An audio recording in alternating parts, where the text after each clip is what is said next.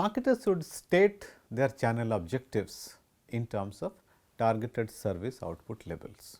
A channel institution should arrange their functional tasks to minimize the total channel cost and still provide the desired level of service outputs. Planners can identify several market segments that want different service levels. Channel objectives vary with product characteristics. Channel designs must take into account the strength and weakness of different type of intermediaries. In entering new market, firms often closely observe what other firms are doing and learn from that.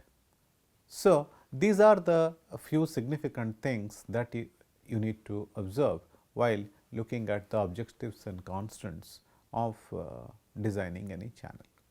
And then you move to the major channel alternatives. So, what are the different alternatives that is available to you, because each channel has got unique strengths as well as weaknesses.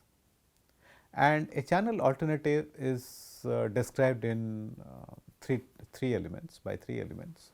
One is the type of available intermediaries, two is the number of intermediaries needed, and three is in terms of responsibilities of each of these channel members. See, by now we have identified who is the customer and what is their requirement, and also we have seen the objectives and the constraints of the firm who is looking at the channels. Now, based on these parameters, we need to see what are the different available intermediaries, what are the number of intermediaries needed, and what the responsibility of each of these guys. So, if I look up to the type of intermediaries, a firms need to identify the type of intermediaries available to carry on its channel work, that is obvious. They could search for innovative marketing channels. Sometimes the company chooses an unconventional channel because of the difficulty, cost or ineffectiveness of working with the dominant channel. The advantage is that the company will encounter less competition during initial move into this channel. For example, all are using stores to sell soap. You decide to go online to sell soap. It is unconventional, probably nobody does it, good thing.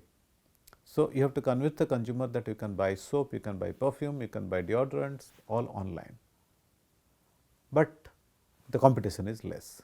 So, it balances out either ways.